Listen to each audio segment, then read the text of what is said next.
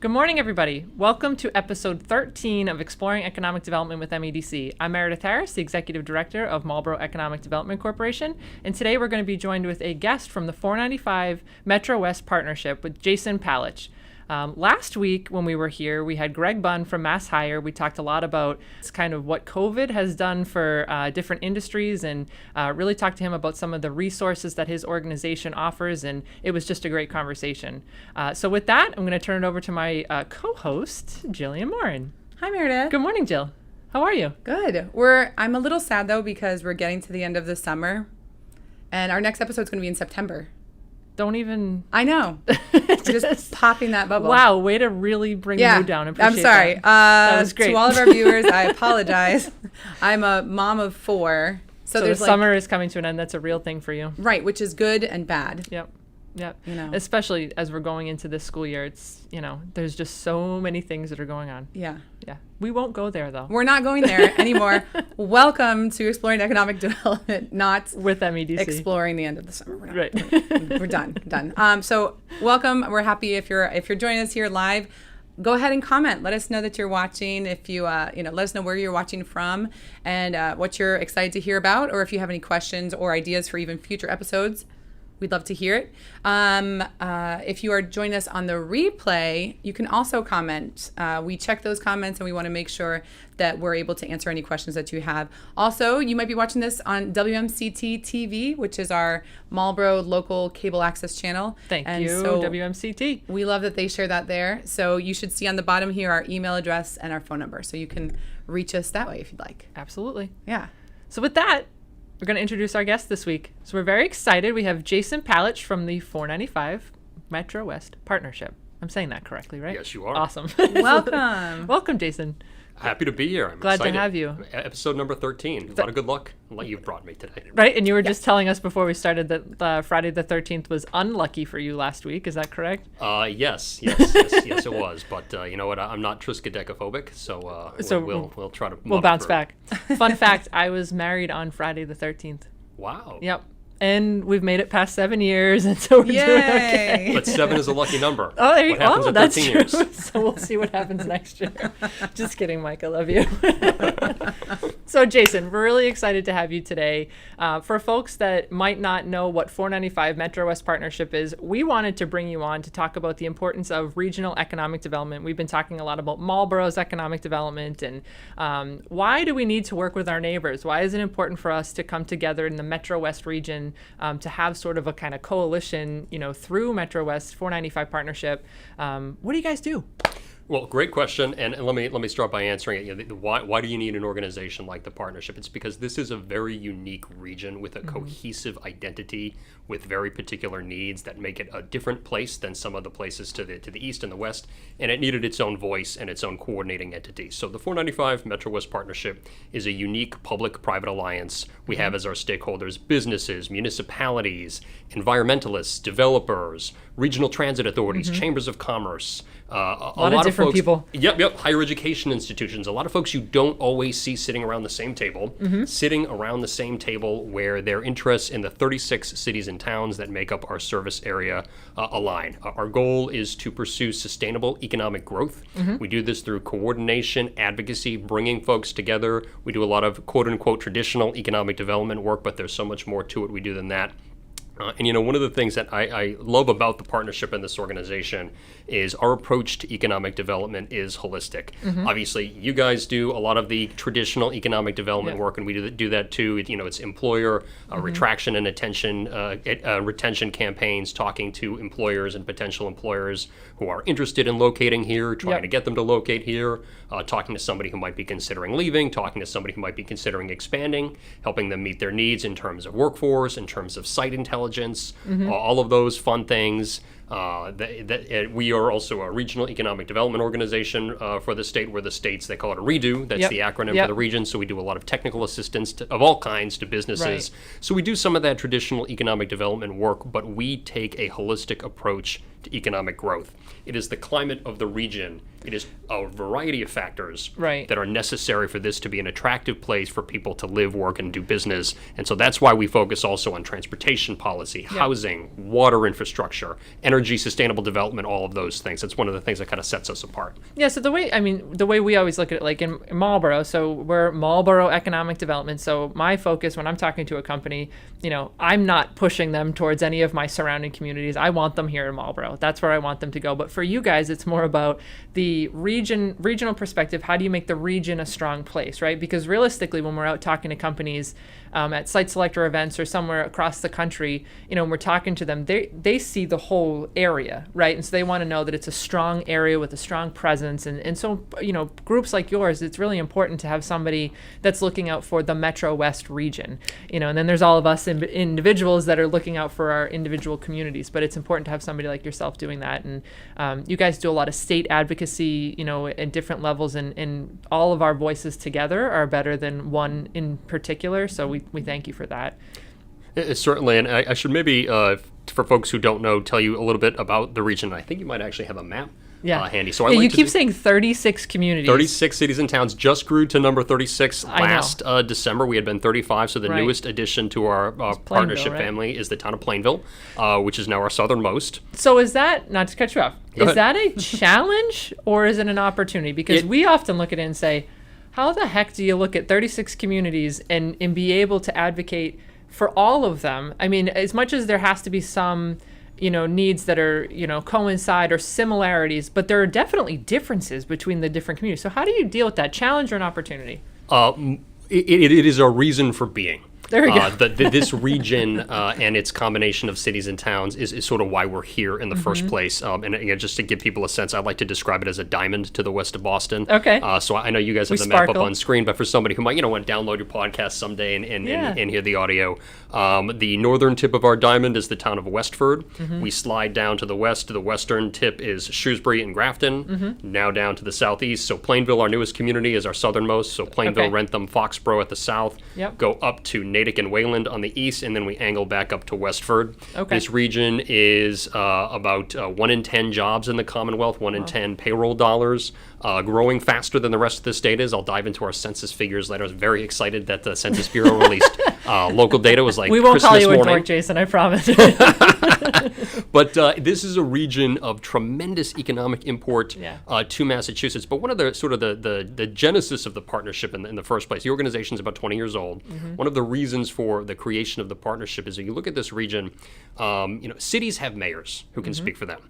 Western Massachusetts and the Cape are very, very well-defined regions and have been for centuries. And it's easy to understand who they are, what their needs are. This region has really sort of come into its own in the last 2 generations, especially the last 30 years, with a lot of economic growth along the 495 corridor. These 36 cities and towns have similar, there's a lot in common in terms of what companies choose to locate there, to grow there, demographics. But this region, despite all of its needs, didn't really have a voice. So it sits at the edge of all of these other boundaries. We're 3 counties. Or 4 different congressional districts, multiple chambers of commerce. All of our chambers do fantastic work, but they tend to have geographically smaller areas, multiple regional transit authorities, most of which were at the western edge of, different river watersheds, things like that.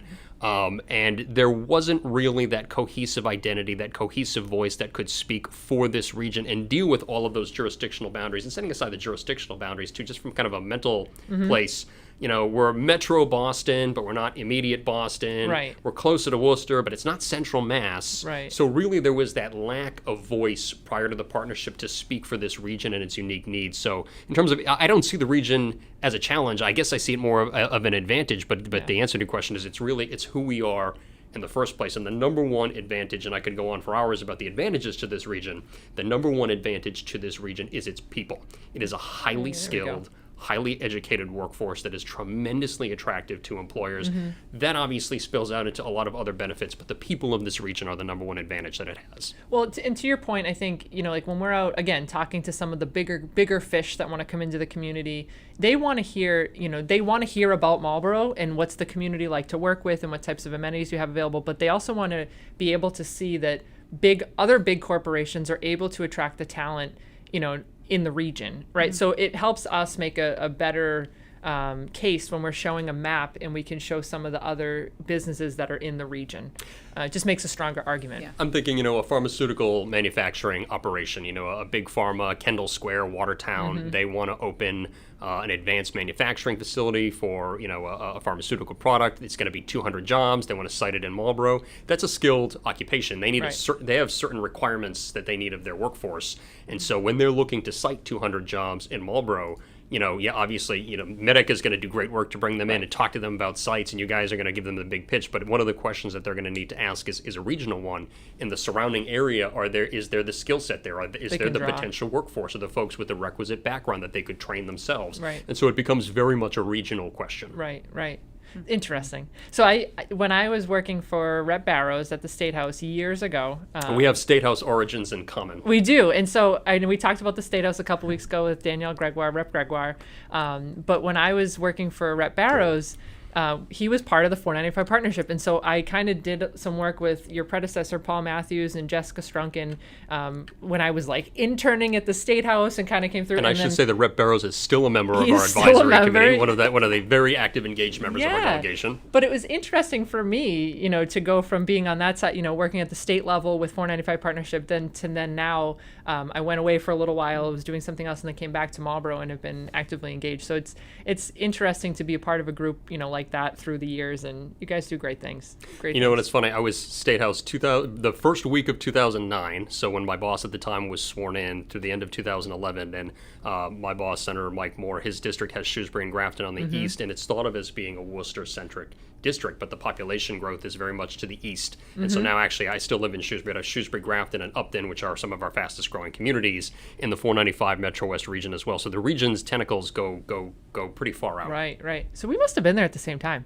Probably. We must have seen you in the hall at some point. I don't remember, but it's the Great State place to House. be. We said it before. It's an interesting place, and once you've been there, it's like doing time, honestly. I think the only time I've been there was on school field trips, to be honest. Oh, you got to get back. Yeah. Once people Once are they allowed open to it go up. back in, yeah. I know.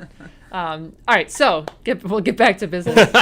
We've got a question. All right. Oh, I'm sorry. That's Okay. okay. I didn't see it. No worries. All right, so we've got a comment first, and then we have a question. So Dottie says, "Good morning, fabulous ladies. I enjoy your show. Keep up the great work." Thank you, Dottie. Thank you, Dottie. Appreciate that. And then we've got a question from Michael Ossing. This is our city council president. Excellent. Thank you for joining us, President Ossing. Yeah, we missed you on an episode, or We're glad to have you back. We're living the summer. I'm glad to have you. So Michael says, President Ossing says, "Can Jason provide an example of how the 495 partnership has improved the Marlborough economy?" Well, that's a great question, and what I think that we do and what I would cite. So first of all, I should talk a little bit about some of the work we do and then maybe relate it back more specifically to Marlborough. But as I mentioned, we do some of the traditional economic development work. We also do a lot of policy advocacy. We coordinate and convene a lot of events, and we put information out there. So one, and I won't hold this up as having improved the Marlborough economy, but one sort of specific thing that I'll highlight. So every year we put out a report on the region. It's called Strength in Numbers. Yep. What it is, it's a very simple, it's a 2-page overview that you could use to explain to somebody what is it about the 495 MetroWest region that makes it so great. But as part and parcel of that, we also do demographic and economic profiles for each of our cities and towns. So I think you might even have a graphic we put out just a few weeks ago. So some information about Marlborough that you could use to explain relatively quickly. Obviously, population figures have now changed with the census released last week. But there's information you can use relatively quickly to communicate to somebody who's interested in citing or locating. Do. Yep. We do. We rely on this data a lot, and you can get a lot of different sets of data from a lot of different groups, but we tend to go to the 495 partnership. We use this stuff a lot. And where, in terms of some specifics, where municipal officials in particular tend to see a lot of the results of the work that we do, especially the advocacy work that we do, is transportation. So I mentioned that we have a focus on transportation that is a little bit unique for organizations that are thought to be economic development organizations or business focused. So transportation infrastructure is obviously essential to economic growth. Absolutely. So one of my favorite sort of success stories that hasn't obviously been fully born yet, but we're going to start to see some shovels next year, The partnership was one of the loudest and most aggressive voices for years, advocating for the need to redo the 495 Mass Pike interchange. Oh, wow. That project is now at the point where the design was chosen the design concept was chosen last year. That's scheduled to begin final design phase 2022. It won't be completed until 2027, but that is one of the most, I think it's like 70,000 trips a day in each direction are going through that interchange. It has needed work for a long time. A lot of Marlborough residents use that when they commute to Boston. I know some folks, depending on where you are on the city, might shoot down 85 to 9 and go that way, but a lot of folks get on 495, and that's their connection Absolutely. to the Pike. So that is, something that I'll hold up. But even on a smaller scale, 495 ramping on to 290 recently had some improvements, not necessarily to the extent that we'd like to see, but those types of projects are where the partnership is using its voice on an advocacy front, and they don't per se look like economic development. It's not, bringing company X in but it's important. to site B and Yeah. X hundred jobs. And again, we still do some of that work, but we are a very vocal voice on issues like that that have a direct impact on how it is to live and work and be in a community. Well, that supports the work that we do in terms of attraction and retention. If we're out there, trying to attract companies and retain companies, and we have another group that's, advocating at the state level for improvements and things like that, we all work together to make it a really attractive community and region. So speaking of state advocacy, what does that look like? I know that there is pre-pandemic advocacy, what that looked like. The State House is still closed, I think. So what does it look like for you, Jason? I know you and Greg, who was our guest last week, you guys kind of started doing some virtual discussions and things like that. Everybody was forced to pivot. How did you guys do that? Well, let me there's how we do the advocacy and what we're advocating on. So the partnership maintains 4 issue-focused committees. Committee is kind of a misnomer. You hear the word committee and you think, oh, you've got to be a member of a committee. There are committee meetings and events. They're actually open to any interested participant, whether you're an investor company in the partnership, a municipal official, or just an interested local resident. So the issue areas our committees focus on: transportation, water resources, energy, sustainable development, and the new one we just launched this year is housing. Okay. Obviously emerging as an important issue in the region in an economic sense and otherwise. We're going to be launching the fall schedule for our committees in the coming weeks. Very excited about that. But it's through these committees that we will hear guest speakers, presentations, and that will be everything from, we'll have Mass DOT come and talk about a project that they're doing or changes to the commuter rail schedule. Our Energy and Sustainable Development and our Water Resources Committee jointly hosted this past spring Secretary Theo Harides from Energy and Environmental Affairs to talk about the new climate bill. Obviously, the state passed massive new climate legislation. It impacts businesses, it impacts cities and towns. So to have the Secretary come and be able not only to do a presentation, but also to take a Q&A, our stakeholders found. So we do a lot of information and discussions there, but from there, it will sometimes get to the level of our board of directors taking a policy position, which we'll advocate on. There are some issues where the partnership has long been on the record for a long time. We're strong supporters of increased funding to our regional transit authorities. We're strong supporters of increased investment in commuter rail service.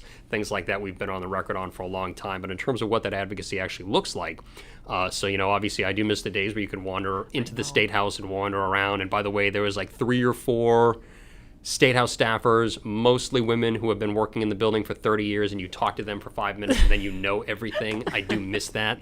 What was the woman's name? She worked for the speaker for so long. Everybody knew her. I can't think of her name. Probably shouldn't get into who knew what and who told people. No, but there was a woman. There was this. To your point, it's almost like the Karen Booley's of Marlborough. She's been there forever, and she worked with every single speaker. But if you needed to know anything or how to get something done or who, she knew everything. I just can't remember her name. Are you talking about our very own Linda Martins? I know. Here Well, that's what I mean. Like sometimes there's like the staple person that you just know if you have a question, they're going to know the answer to it. But anyways, I'm sorry. No, certainly, and I miss that. But one thing I do want to say about advocacy, and you alluded to this earlier, we talked about Rep. Barrows briefly. So a lot of groups that do advocacy advocate to policymakers. The partnership, another thing that makes us a little bit unique is that we have policymakers around our table. Members of the state legislative delegation for the region are actually acknowledged stakeholders of the partnership. That actually goes all the way back to the founding of the organization, sort of the early conversations around the founding of the 495 MetroWest partnership go back to the late Ambassador Richard Egan, who was the president of EMC, who worked with former State Senator Dave Magnani of Framingham, and the two of them partnering up was sort of the early genesis that eventually led to the creation of the 495 MetroWest partnership. But we have the delegation as stakeholders. We're not just advocating to them. They serve on They're our part of it. advisory committee. They're around our table. We're actively engaging with them on issues. So it's not just, let's talk to businesses, municipal government. They're part of the conversation. Exactly. And then go separately tell the legislators what they said. They're sitting at the table. They're part of the conversation. It's a multi-way dialogue that we think really enhances our ability to speak for the region. All right, so let's delve a little bit into, you're talking about your board, and what does that look like? It's public-private, so you have investors. I know kind it's of your walk us through favorite that. board that you serve on, It right? absolutely is. Absolutely.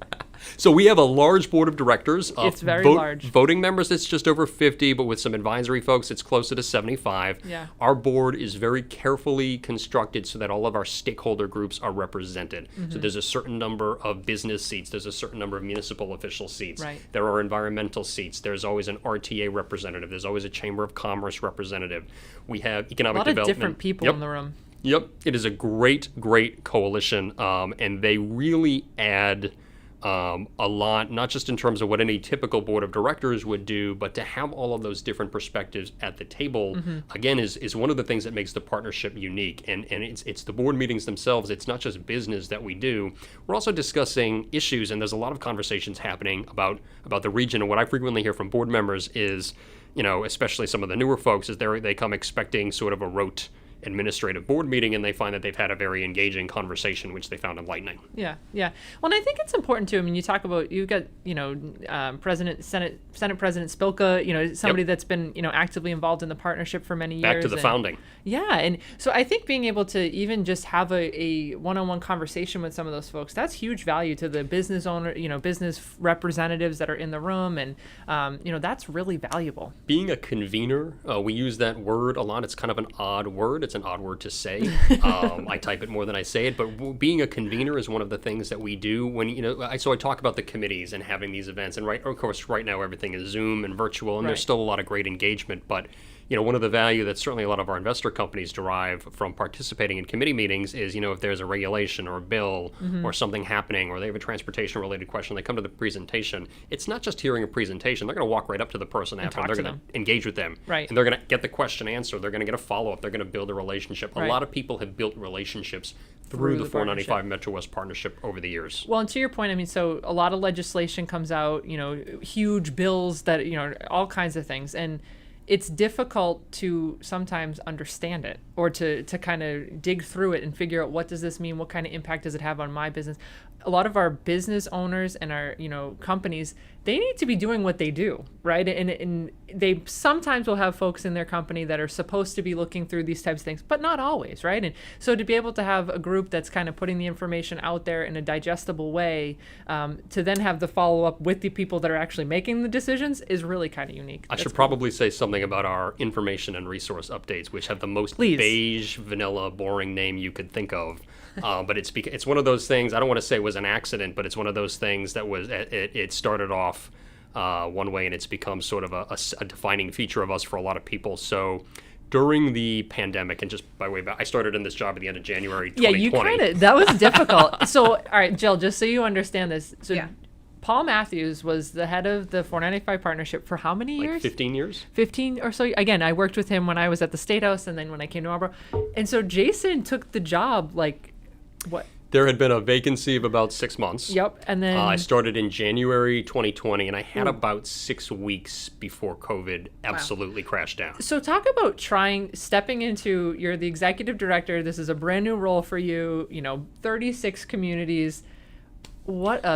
I was so bright-eyed and bushy-tailed with all the things that we were going to do. We were going to do a new strategic plan. We were going to redo the website. By the way, now we have redone our website, our strategic planning process. Perfect. But, in meeting people, it was great the first few weeks, reaching out to stakeholders, board members, investors, getting to see them and talk with them one-on-one. And then I would say probably about a month in, I remember kind of chuckling to myself, the entire organization, I have one full-time staff member, and we have a co-op student from Northeastern, kind of chuckling to myself, we're a small group, I need to put into place a co-op, COVID protocol. Our first COVID protocol in the end of February was I bought a couple of things at Clorox. And it was we're going to probably have to do some sanitizing. We're going to have to figure this out. 2 weeks later, dealing with COVID had become everything and anything. Well, it's a totally different job at that point, right? And we felt that here too, where it was okay, all of a sudden we're not getting on a plane tomorrow to go talk to companies out across the country.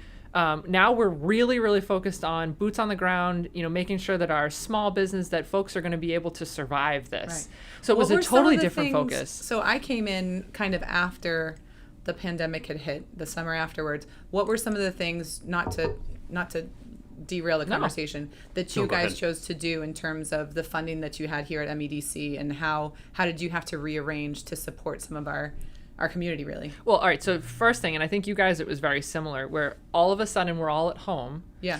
And it was like the way we did everything just came to a halt, which was really kind of weird. Yep. And then it really just became, and for me, I'm sure it was similar for you guys, but for me, it was more like picking up the phone and checking in on people, seeing how they were doing, really just trying to get a true boots on the ground understanding of what did people need and how could we help them. Then Bingo. it kind of shifted towards just being an information hub, because there was so much information that was flying from everywhere. Changing All the time. So- So it was like, how do you make sure that people know what the heck is going on and know what's available to them? Right.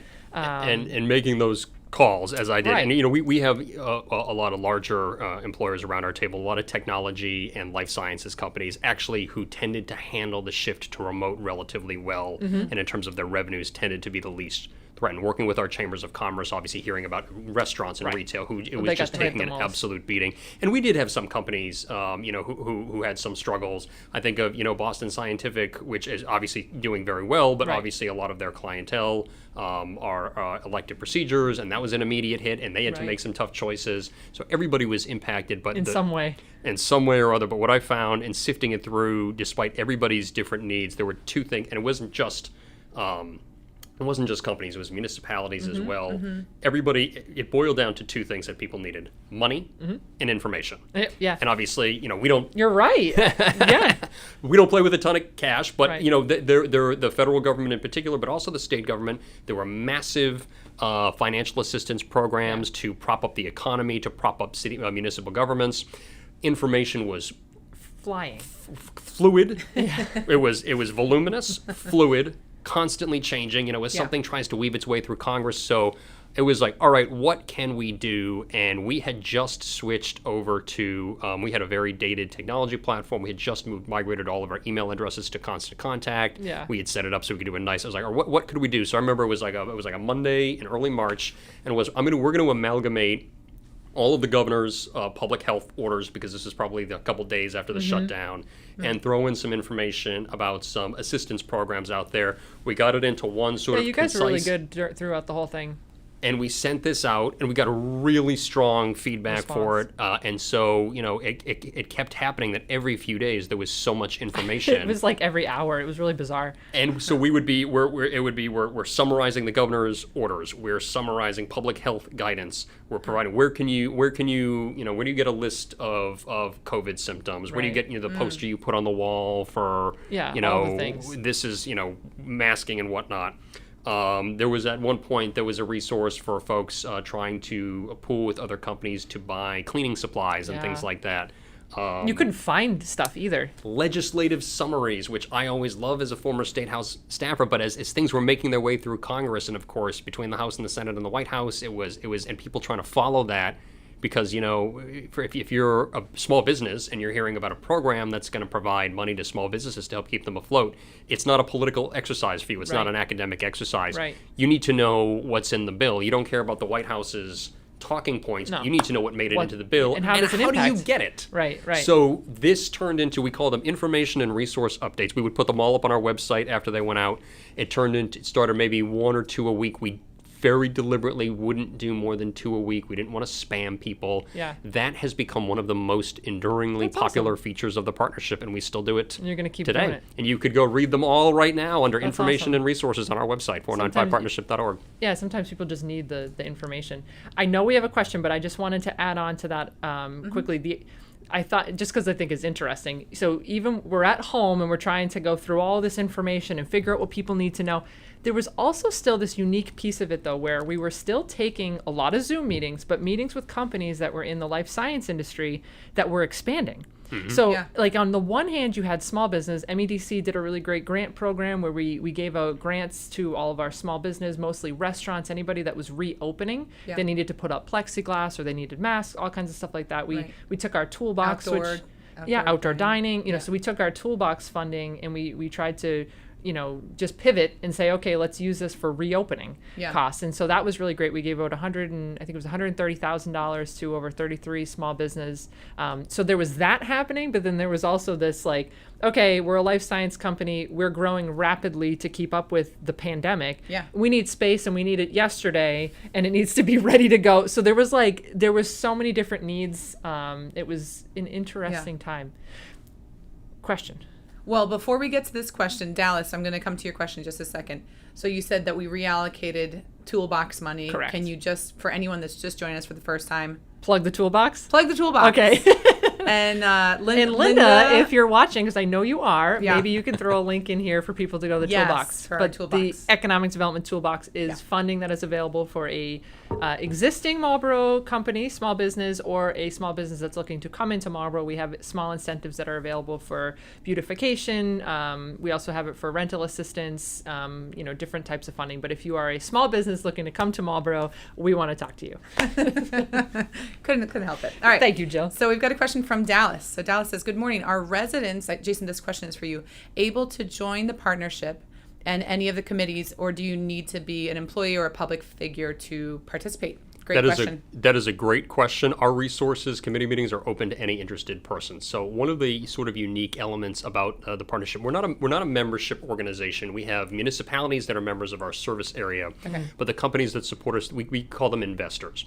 We're not and certainly there's benefits to being an investor, which we spell out on our website, but we're not a membership organization. Our events, meetings are open to any interested person. The information and resource email updates, that's a public resource we provide. And actually, any interested person interested in signing up to be on our email list, you go to 495partnership.org, click join our email list. You can start receiving those as well. And like I said, you can even go back and read all of the materials on our site. We are one of the consequences of being the unique alliance that we are. We're not just a business group. We're an alliance of businesses, local governments, some nonprofit organizations. We're not a pay-to-play organization. Yeah. Okay. And again, if you're an investor in the company, there are certain benefits to investing, but to benefit from the advocacy that we do, to have access to the programming we put on, the information we put out, it's open to any interested person. We're not a pay-to-play organization. Yeah.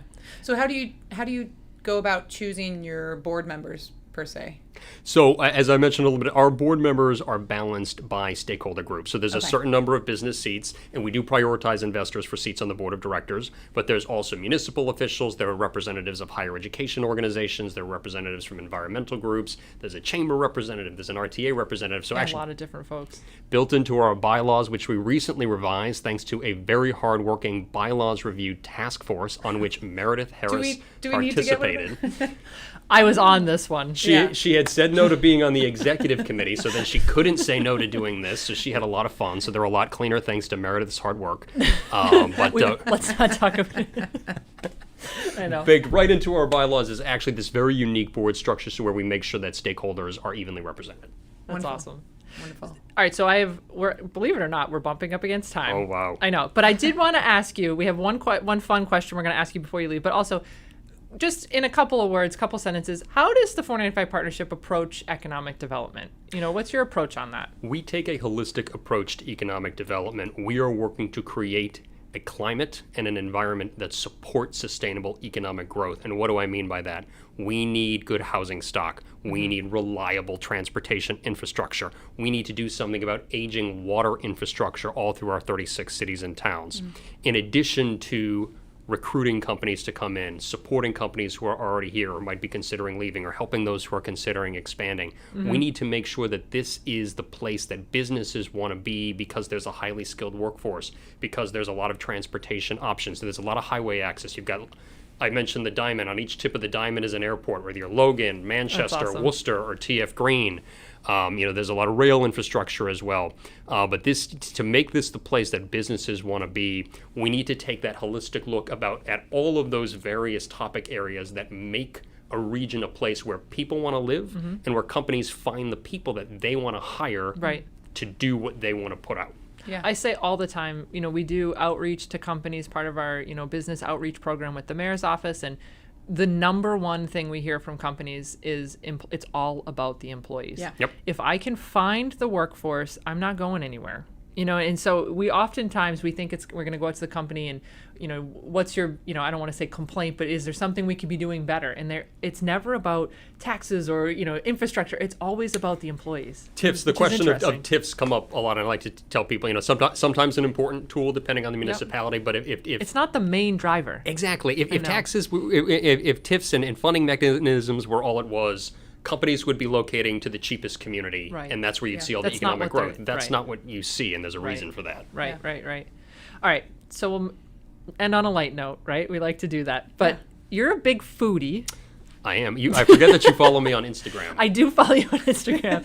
He's a big foodie, which I love. We both often are at Rocco's Donuts, which is in Westboro. Maybe we can get them to come to Marlborough at some point. But, I see that you're there. You're often in the region going to Often different there. restaurants, trying different things out. If you were in Marlborough, like say it's like a Friday night or something, where would you go? Almost like our game. Where would you go? So I have this is an easy one for me because I have a long-standing love with Linguini's on Route All 20 West right. near the Northborough Shout out line. So Linguini's. I live in Shrewsbury now. I grew up in Shrewsbury going all the way back to childhood. And it's actually a little bit of a hike. It's like an 18, 19, 20-minute drive. But it's worth it. I will go all the way to Linguini's. I get half sausage, half anchovy. I'm probably the only person On a who orders pizza? that. Yes. All right. I'm probably the only person who orders that, but one of my all-time favorite establishments in the world. I think Wow. President Ossing, if he's still watching, he is a big pepperoni pizza fan of Linguini's also. Linguini's. Yeah, I'm pretty sure that him and his wife Everything get it like they every do Saturday or is something. everything they do is fantastic. But also, I think I mentioned to Meredith before we started, when I started this job and pandemic got in the way. I'm No trying to way, resume really? it. So 36 cities and towns. I'm trying to visit diners for breakfast in That's each of my awesome. 36 cities and towns. So until my heart gives out from all the greasy food that I'm eating, I'm going to keep that project up. And you told us there was one in Marlborough that Jake's right across the street. Jake's. And That's if where anybody Jill wants used to to skip throw school. additional diner suggestions into the chat or into the comments, I'd love to take your Isn't there one? suggestions. Yeah, I think there's one in Hudson too, Victoria's, that I've always wanted to try, but I haven't been over there yet. There's the 50s Victory Yeah. 50s Diner Ben. That's fantastic. That it was good? one of the early ones I went to right near the Rotary in Hudson. Yep. Yeah. Yep. it's See, I great. don't There's venture diners out of everywhere. Marlborough, so I haven't been there. I'm only Panthers eat hawk meat. So There's diners in everywhere. Marlborough. You have to do a little research though, which is why I'm saying for any viewers who want to throw some suggestions in, I'd love to lay take them on you, right? Yep. well, That's President awesome. Austin did chime in. Absolutely, every Saturday pepperoni pizza from Linguini's. Don't ask me how I know that. Excellent. And I'm pretty sure one of our staffers tagged Linguini's. In this That's post, awesome. As they should. That's awesome. That's awesome. Jason, thank you so much for being here with us today. We really appreciate it and, appreciate the partnership and really the importance of playing nice with your neighbors is important. Yeah. And, you guys are able to help facilitate a lot of those questions and those conversations and keep the data coming because we rely heavily on And the data. that you put congratulations out. to Marlborough from now being of 351 cities and towns, the 37th largest in the Commonwealth. Growth Really? rate of 8.6%, which surpassed the state rate of 7.4% in the last 10 years. Boom. Growing, not only growing faster than the state, just shy of 42,000. You guys will get them past 42 soon, right? No problem. No Not a problem. big deal. Awesome. Jason, thank you again. Thanks and, for having me. To our audience, we will see you not next week, but is it the week after? I don't know. The first first- Wednesday of September, we will be Yes. back, and we're excited to see you then. Have a great day.